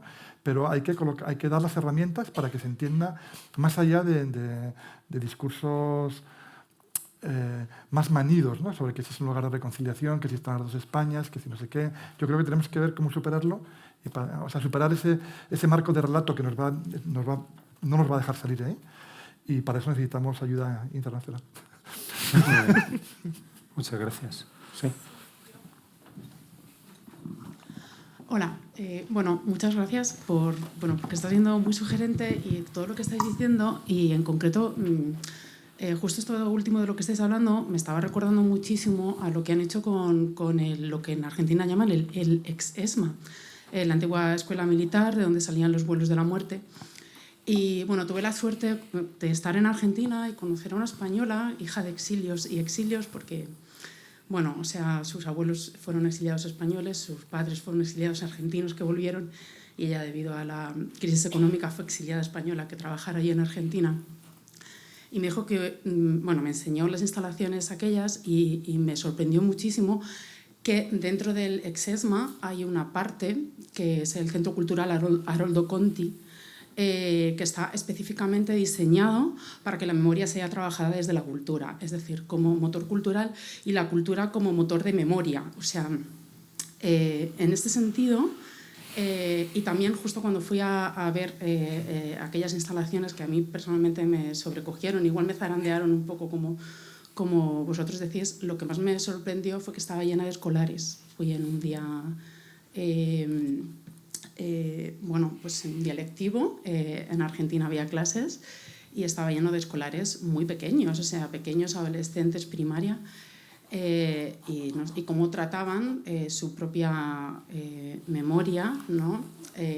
No desde, quizá no es, podríamos extrapolar la palabra extrañamiento a una cuestión también colectiva, no solamente individual. Nosotros somos, yo creo que como sociedad, extraños de nuestra propia memoria. Y en este sentido, quería preguntaros, porque lo que veo es que hay, a lo mejor yo las desconozco, relativamente pocas manifestaciones artísticas de carácter de memoria, igual yo desconozco muchas, pero por ejemplo estoy pensando ahora mismo en El silencio de los otros y cómo de pronto la cultura pone en debate toda esta cuestión de la memoria, el compromiso. O sea, quería preguntaros cuál creéis que es el papel que desde los creadores y desde la propia cultura tenemos de responsabilizarnos de nuestra propia memoria y de transformar esta forma que tenemos de sentirnos, que hace que nos sintamos como súper atraídos por memorias ajenas, y sea cuando estamos... Exactamente, eso es. Es lo que hacemos en España, olvidar la nuestra. O sea, quería preguntaros por el papel, tú desde el mundo de la cultura y tú desde el mundo de la antropología, ¿qué crees que puede la cultura abordar? Gracias. Pues aparte de ir juntas, yo creo, porque hay una parte hay una parte que pone el cimiento de todo y que es la historia, los hechos, ¿no? Esos huesos que están ahí. Se puede hacer un relato sobre ellos, pero están ahí. O sea, la parte, además vivimos una especie, yo personalmente creo que vivimos toda esta cuestión de la subjetividad posmoderna que está como ya empezando a agotarse, gracias a Dios, que todo el mundo dice, no, que llueve, no llueve, ¿sabes? O sea, hay todo este asunto de la posverdad y tal, pues lo que finaliza y cierra el discurso de la posverdad es esos huesos que están ahí, ¿no? Y el reconocimiento y el seguimiento del trabajo y el que haya un trabajo, y desde la cultura, pues yo creo que es el seguir. Una de las cosas que siento mucho, y además es un sentir, yo nací en el año 78, hay un aspecto generacional que lo que has dicho tú antes, yo me he sentido profundamente compelido a escapar de aquí y al mismo tiempo allá donde he ido me he encontrado trabajando en procesos de memoria. Y eso es algo que he entendido ahora gracias también a este proceso colectivo que hemos hecho de revisión de la memoria, que por supuesto que se estructura de una manera colectiva y se estructura de una manera personal. Lo personal es colectivo, lo colectivo es personal. Esto es así. De hecho, me recordaba la frase de lo político es personal, lo personal es colectivo, y creo que podemos cambiar lo político por... O sea, lo colectivo es personal y lo personal es colectivo. Y seguir trabajando en esta obra, por ejemplo, nosotros sencillamente hemos jugado a resignificar... Hay una serie de discursos que son heredados, por así decirlo, y siempre apoyándonos en el aspecto histórico y antropológico, que es el aspecto que no tiene... Y además esto tiene un aspecto de reconocimiento de derechos humanos. El aspecto de reconocimiento de las violencias, cómo han sido ejercidas, cuándo han sido ejercidas, en qué momento han sido ejercidas, me parece interesantísimo esto que hablabas tú desde un punto de vista escénico, del recordatorio del crimen en el momento en el que lo descubres. Esto escénicamente es ya... Yo te estaba escuchando y estaba diciendo, madre mía, ¿no? Cómo recordar a las personas en vida, cómo recordar cómo murieron. También teniendo en cuenta que el acto de la memoria no tiene un sesgo de dolor, pero es un acto humano. Todos los seres humanos necesitamos reconocer y reconocernos en nuestros antepasados. Tenemos la capacidad de establecer una empatía con gente que no está. Esto es una cosa, como especie, es maravilloso, es casi un superpoder. Es algo, establecemos estructuras de empatía incluso con gente que todavía, y con el futuro también, ¿no? Con nuestros hijos, nuestras hijas, cuando piensas, en el futuro será, pues eso, campeón de algo. Y estás ya en ese momento emocionado por eso que todavía no ha sucedido y emocionado por cosas que pasaron hace 300 años, ¿no? Desde la cultura yo sencillamente... superar, y aprovecho como lo has estructurado antes, esa parte de la vergüenza inducida, superar esa vergüenza inducida a través de comprender y a través de dialogar y a través de entender y comprender también el contexto en el que estos sucesos sucedieron, para evitar también el miedo y el juicio y la represalia continua que solo genera otra represalia, otra represalia, otra represalia. Y no lo digo desde el hecho de que no creo que tenga que haber una justicia universal, que la tiene que haber. Y para cerrar, una de las cosas que me venía es, a nosotros en el proceso muchas veces, y os comentaré, había una parte de los personajes, por así decirlo, que eran más adictos al régimen dentro de la obra, en las que precisamente esta persona de fuera les escribió varias escenas donde se arrepentían y donde pedían perdón, etc., ¿no? Y nosotros como equipo muchas veces necesitábamos que la sociedad civil diera ese paso primero, antes de poder estructurar una ficción sobre ello. Es decir, cuando estemos ya en un proceso, en una resignificación de los monumentos, en que todo el mundo sepa dónde están sus antepasados, yo creo que hay muchísimas historias que se pueden contar, y no son historias que tengan que ser de un sesgo o de otro. Son un montón de historias humanas de gente que humanamente necesita saber qué ha pasado. ¿Quién no sabe? ¿Quién no necesita saber de dónde proviene, ¿no? Para establecer esa estructura empática? Además, es un proceso que no se puede... Y si no lo descubres, te lo inventas. Porque le tienes que poner un patrón, ¿no? Entonces yo a ese nivel, como os digo, nací en el 78, estoy viviendo todo esto con muchísima emoción, también desde que es un proceso personal muy fuerte, y poder poner eso, ¿no? Rostros o calaveras, porque yo tengo 44 años, quiero decir que todavía hay una generación que viene después de mí, que está viendo esta obra. A mí me encanta la gente de entre 20 y 25 que ha venido a ver Canción del Primer Deseo, lo respiran de una manera distinta. Hay un sesgo generacional enorme y este proceso de memoria y recordatorio de decir, todo esto ha pasado, y lo dicen además de una manera como muy ligera. Hay otra gente que sufre muchísimo o que le produce muchísimas emociones, pero la gente, ese deber de memoria de seguir manteniendo esta estructura, y esperemos que podamos hablar de que sigamos trabajando para construir todos estos relatos y estas historias que nos den ese sentido identitario y que sean lo más aproximadas y lo más fieles también por respeto a todas las personas que no están, sencillamente, que son nuestros antepasados, ¿no? Y eso es un respeto empático que yo creo que es lo que nos vincula como especie. Al final todos somos capaces de empatizar con el resto, ¿no? Entonces, a ese nivel, que este trabajo se siga haciendo, porque yo siento que nosotros somos un poco el coche escoba, esa es la verdad. O sea, quiero decir, hasta que este trabajo no se haga, fabular me resulta un poco, en algunos aspectos me resulta un poco atrevido. Oye, yo no creo para nada que sea el coche escoba, al revés, es como el ciclista que se escapa. O sea, yo lo que he observado los últimos 20 años, o sea, al principio cuando fuimos a las primeras fosas, que eran cosas muy locales ahí, que salían periódicos locales, jamás nadie tenía ni la más ligera ni la más remota idea de lo que esto iba a desencadenar. Leyes de memoria, debates en el Parlamento, tertulias, no sé qué, exhumaciones de generales, o sea, ¿qué es esto, no? ¿Qué está pasando aquí? Que de repente se ha desencadenado todo esto. Y lo que yo noto es que hay un cierto envejecimiento del discurso, una cierta, ¿cómo se diría? Como estancamiento del discurso, y para mí lo que es fundamental es la libertad creativa que ofrece el arte, ¿no? Que vosotros podéis inventaros personajes y ponerlos en situaciones, cosas que yo, por ejemplo, como investigador, yo puedo escribir textos académicos o libros o lo que sea, pero estoy constreñido pues, porque tengo que hacer citas, tengo que referirme a bibliografías, tengo que estructurar los textos de una manera X, y puede ser más o menos creativo, inventarte un concepto 2 o lo que sea, pero no, digamos que estamos muy constreñidos, ¿no? El mundo de la gestión política de la memoria no os quiero ni contar, o sea, eso ya es otra cosa, ¿no? Es otro pero también el movimiento asociativo también tiene sus propias rutinas y sus peleas internas y sus formas de construir relato, y yo creo que es necesario siempre tener espacios de ruptura hacia el futuro, porque además tampoco podemos quedarnos pedaleando durante décadas sobre el mismo tema. Tenemos que evolucionarlo, superarlo de una manera bien hecha. Os quería poner un par de ejemplos de cómo el arte puede ser resignificador. Hay una artista colombiana que se llama Doris Salcedo, que la conoceréis a algunas personas, que cuando las FARC entregaron las armas tenían un depósito de armas que no sabían qué hacer con ellas. Y dijo, para mí. Entonces las fundieron y con un grupo de mujeres que habían sido objeto de violencia sexual de distinto tipo, de toda la múltiple violencia sexual que se da en un conflicto tan largo de 50 años como el colombiano, pues que viene allí con toda esta carga también, ¿no? La elección del país también fue tela. Pues, ahora en Colombia está la cosa muy, muy, muy, muy intensa, ¿no? Lo que hicieron fue, fundieron estas armas y las martillearon en las mujeres, hicieron un suelo.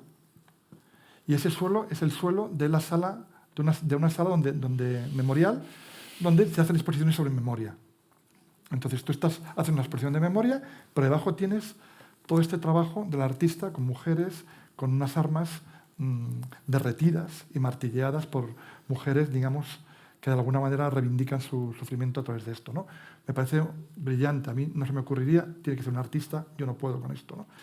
Y luego, bueno, y eso es pues, lo que yo creo que hace falta, ¿no? Que nos den vueltas, de repente, es que el armamento, ¿qué hacemos? Lo reciclamos y se lo mandamos a Ucrania, como está pasando ahora con ciertos tanques que están ahí muertos de risa, ¿no? Pues esta mujer dice, no, las armas fuera, las armas las fundimos, ¿no? Entonces ahí hay una serie de mensajes que son extraordinariamente poderosos.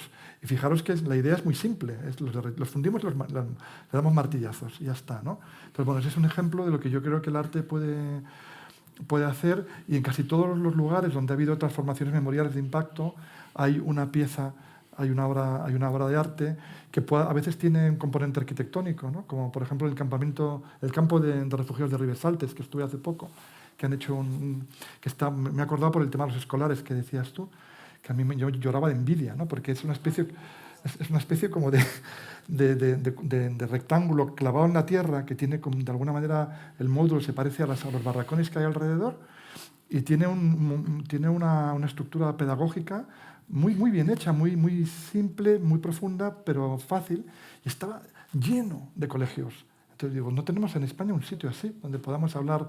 Y allí los primeros que abrieron ese campo fueron refugiados españoles exiliados, ¿no? Pero luego vinieron los soldados, bueno, el ejército colonial argelino derrotado, les pusieron allí. Luego empezaron a llegar judíos, comunistas, no sé qué. Luego al final presos alemanes. Y luego ha sido como una especie de CIE hasta hace muy poco. Entonces ellos han decidido que el centro son las poblaciones desplazadas. Entonces hay un montón de poblaciones desplazadas que coincidieron en ese lugar en distintos momentos históricos. Y eso la verdad es que está hecho con una sensibilidad pedagógica. Y ya decía, yo digo, ¿por qué no podemos tener una cosa así en nuestro país, ¿no? Entonces, bueno, hay modelos fuera, tanto desde el punto de vista artístico como desde el punto de vista conceptual, que nos pueden servir para repensarlo. Ahora, una cosa como Cuelgamuros no tiene paralelos, o sea, no puedes extrapolar nada, decir, no, es que lo que han hecho en Auschwitz me lo traigo, no tiene nada que ver. Entonces, bueno, pues ahí tenemos que pensarlo entre todas, ¿eh? Yo pongo un granito de arena y a lo mejor ahora puedo decir algo más, pero es un proceso colectivo. Gracias. Vamos con una última pregunta. Tú tenías.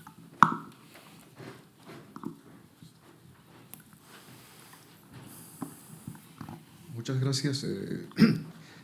Rodrigo Morales, soy de origen iberoamericano, pero también ciudadano checo y profesor de la Academia de Artes Representativas Janáček, de la República Checa. En primer lugar, estoy muy contento de estar presente en un debate de esta naturaleza, donde se ve que el tema de la memoria, el tema de la historia, el tema de la vergüenza es tan importante para ustedes. Y al mismo tiempo quiero comentar y agradecer la obra de la canción del primer deseo, de la cual he sido testigo hace unos pocos días, realmente muy impactante para mí, porque mi historia está ligada a la persecución política, mi historia está ligada al terror de no ser descubierto y otras cosas más que en este momento no caben contarlas, pues sería también muy largo, puedo hablar otros 20 años, como decían aquí, pero era una cuestión que me ha hecho vibrar de una manera tan fuerte que no sabía si iba a sobrevivir, de la alegría de estar viendo lo que ustedes han hecho, y era una especie de una radiografía o una biografía de una familia tan bien hecha, con tantos detalles, que era imposible de no percibir, de no vibrar, a pesar de que, y gracias al hecho de que ustedes utilizaban multiroles, es decir, personajes, no solamente el caso del colombiano, ¿no?, sino de todos los otros, que pasaban de ser una persona a otra persona con una facilidad tan rápida, pero al mismo tiempo pienso que nadie perdía el hilo aquí entre los espectadores. También era muy presente el hecho de sentir no solamente el tratamiento de la memoria, sino el aspecto de la vergüenza, porque así como muchos en el público nos hemos emocionado y he llorado, y mi esposa, que es checa, también ha llorado, que también tiene el problema de la persecución política durante el comunismo en la República Checa. He visto también que había personas que estaban incómodas, fastidiadas, que no sabían dónde meterse y prácticamente nos atropellan al tiempo de escapar del teatro. Pero bueno, lo que yo quería preguntar, disculpen porque me he extendido en la cuestión de mis opiniones, pero quería preguntar cómo fue que Julián decide asumir el tema, justamente este tema, no solamente de la memoria, sino el tema de incluso la discriminación respecto a gente del tercer mundo o concretamente de América Latina. Ha sido para mí una obra muy importante, muy impactante. Muchísimas gracias por la obra y muchísimas gracias por este debate, que realmente es para mí un honor estar entre vosotros. Gracias. Pues precisamente gracias, porque a mí también me sale como estos bolos empáticos a mí me pasa, ¿no? Que de pronto te echas a llorar y dices, ¿qué me está pasando? Hay esos procesos, nosotros empezamos con Cuando dejé de llover y el tema de las constelaciones familiares y las relaciones entre los seres humanos y entre los vínculos, y de pronto hay cosas que hacen pum y tú dices, ¿por qué me está pasando? Pero me ha pasado al escucharte. Una de las cosas con lo que decías antes y quizás ya que a mí me interesan mucho de la sociedad de mi país hoy, precisamente por todos los procesos de memoria que se están haciendo, y era, para no estar pedaleando siempre en la misma rueda, era también el asunto de nuestro vínculo con América Latina, la manera en la que vivimos en este país a veces, y no digo de manera continua, pero bueno, como artista tú dices, bueno, yo me voy a lanzar a este sitio y a ver qué pasa, ¿no? Que es los mecanismos de integración, los mecanismos de cómo funcionamos. Me acuerdo, mi padre salió de la obra y dijo, somos primos, literalmente, primos, hermanos, y lo somos. Pero de alguna manera yo creo que precisamente el ir limpiando y cauterizando heridas te permite ver, bueno, ¿cuál es la siguiente? O sea, esto es un proceso porque si no nos estancamos. Y eso fue uno de los debates que evidentemente Andrew trajo, él, la figura del extranjero que mira desde fuera, pero evidentemente no podía ser un anglosajón porque no tenía sentido. Y porque para nosotros tampoco lo tenía, ¿no? Entonces, hablar de la discriminación en este país me parece que puede ser uno de los temas que hay que empezar a abrir ese melón, porque yo tengo 44 años y lo he vivido y estoy empezando a reflexionar sobre ello y me parece que es un melón que no está abierto para nada y creo que es muy importante abrirlo y empezar a abrir en nuestras vidas diarias, en las personas con las que convivimos todos los días, en las personas con las que trabajamos, en las personas con las que estamos codo con codo y hombro con hombro en las calles de nuestro país y en las calles de Latinoamérica. Y esa identidad común me parece que tiene que empezar a ser reflexionada y para nosotros era importantísimo. Era uno de los temas que necesitábamos y es uno de los temas que a mí me produce una incomodidad absoluta. Ha habido muchas cosas en la obra que ha sido precisamente dejarnos guiar por la incomodidad. Eso que decías tú, la incomodidad. Y yo que soy el director y la he tenido que ver más veces de las que no. Yo había un momento que decía, chicos, yo a este pase no voy porque ya he visto esta obra muchas veces y me pongo colorado y me pongo a llorar y me tiemblan las manos, estas cosas de somatizar traumas que pasan en el genoma, ¿no? Y ese es uno de los temas que a mí me parece que es uno de los siguientes grandes temas y yo leí una vez una cosa muy bonita que decía que los artistas somos las antenas de la especie, que no somos ni las patas ni... Lo único que hacemos son las dos antenitas que van por delante diciendo «Uy, viene curva, ahí hay una piedra». Y yo os puedo garantizar que siento que una de las cosas importantes que toca hacer en este país y en nuestra cultura también es identificar esa estructura cultural y empezar a relacionarse con ella. Eso era uno de los temas. Y ese tema ya nos permite desencallar la bici también, usando las palabras de Paco. Desencallar la bici y dejar de hablar de los dos bandos y dejar de hablar de los ajustes de cuentas y dejar de hablar de todo esto, porque esta historia implica muchas más personas que las que estuvieron aquí, todas las personas que se tuvieron que ir, todas las personas que volvieron. Luego hay otro desencallar que también es el cambiar las estructuras de género, es decir, hemos utilizado estructuras muy sencillas como que el personaje, digamos, más asociado a unas ideas tradicionales sea una mujer, el otro personaje también ver sus propias y ver cómo estas relaciones de género, sin embargo, se unificaban en la relación con el inmigrante, ¿no? Y que son temas, además, que hay que ir profundizando poco a poco en esa humanidad y en ver que... Para intentar realmente empezar, y también lo que decías, ¿no? Ideas desde fuera y vernos desde fuera como cultura. Sí, bueno, por parafrasear otra vez a mi padre, lo tengo muy presente en la cabeza ahora por eso, dice que siempre que el miedo es buen consejero pero mal compañero. Entonces yo me he dejado aconsejar por mis miedos cuando hemos hecho esta estructura, pero no puede ser que los tengamos en la chepa todo el rato y que no queramos hablar de cosas porque se perpetúa una estructura que no es funcional en una estructura empática como sociedad. Entonces, yo me alegro mucho de que lo digas, la verdad, porque de hecho se habla mucho de la obra y de los temas del pasado y de las dos Españas, pero yo creo que es la primera persona que oigo anunciar que esto lo estamos haciendo, porque sí que es cierto que muchas veces cuando veo hay varios temas como son la muerte en directo, la muerte ritual que hacemos en escena y la presencia de un inmigrante y su vinculación profunda con las raíces culturales de este país, que percibo que siguen siendo temas incómodos porque nadie los menciona. O sea que gracias por ello. Y aunque no sabemos el coche escoba, yo también digo que, claro, que yo creo que concebir un relato te lo permite también el trabajo historiográfico, histórico que se hace, ¿no? O sea, es como me recordaba, perdón, no me quiero enrollar, pero a Aldous Huxley el 1984, ¿no? El tema de concibes lo que te permiten concebir, lo que te permiten que pienses, que puedas pensar. Esto es lo que hacen los regímenes autoritarios, finalmente, ¿no? Hacer una tabula rasa y aquí no se puede pensar más que de esta manera, ¿no?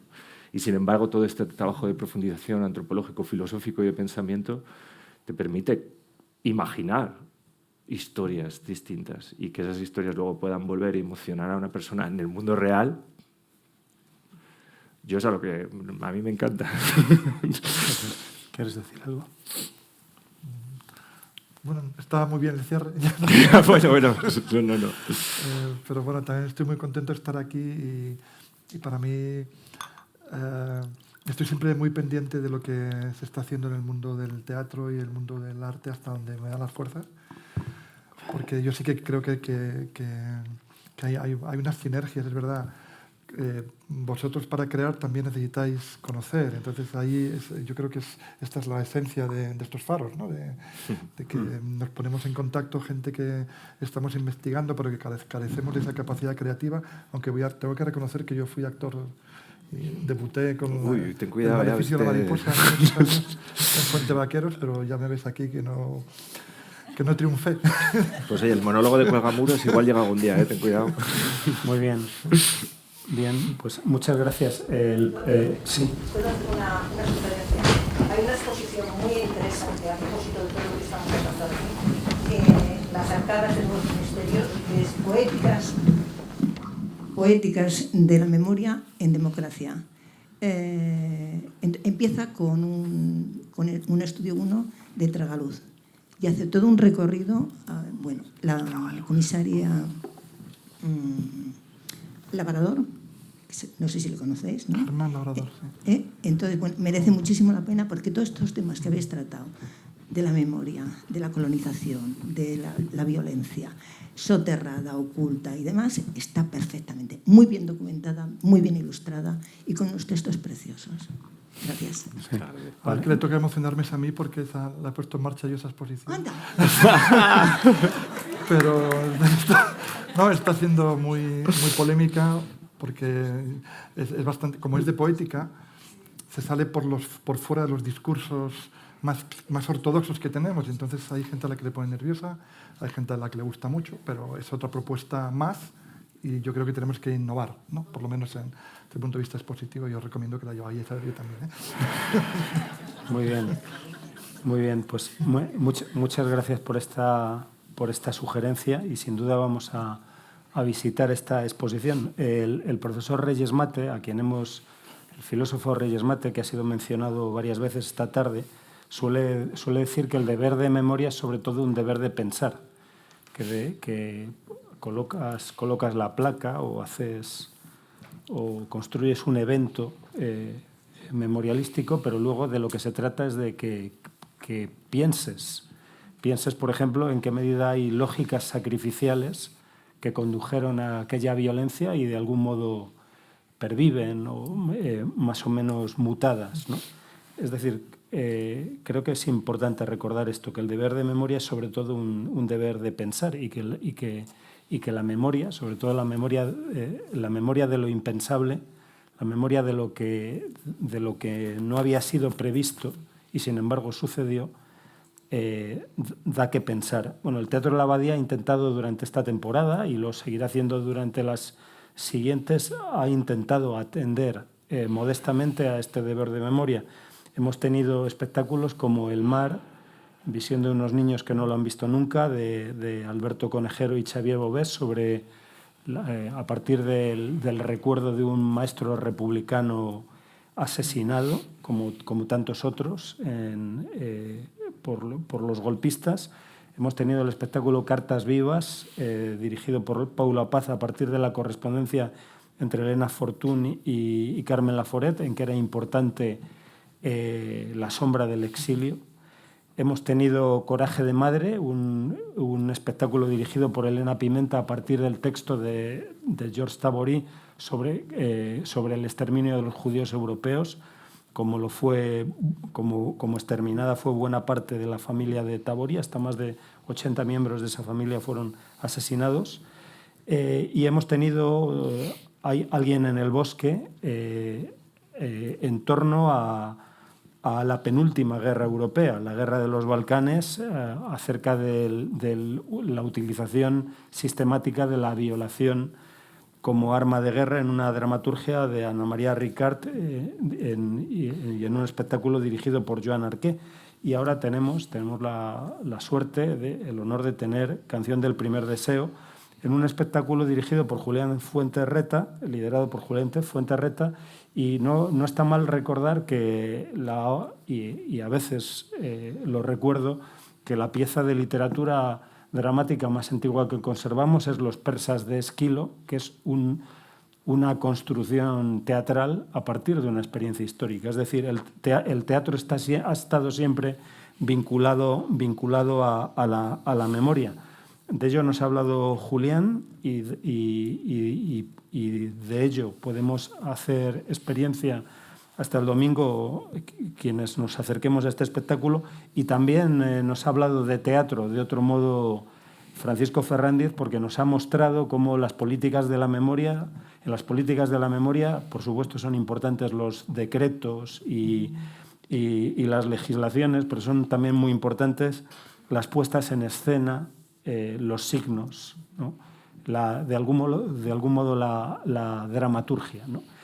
Bueno, yo os estoy muy agradecido por habernos dado a pensar, y os agradezco a todas y a quienes las habéis acompañado que hayáis estado aquí, y la Abadía siempre os está esperando. Muchas gracias.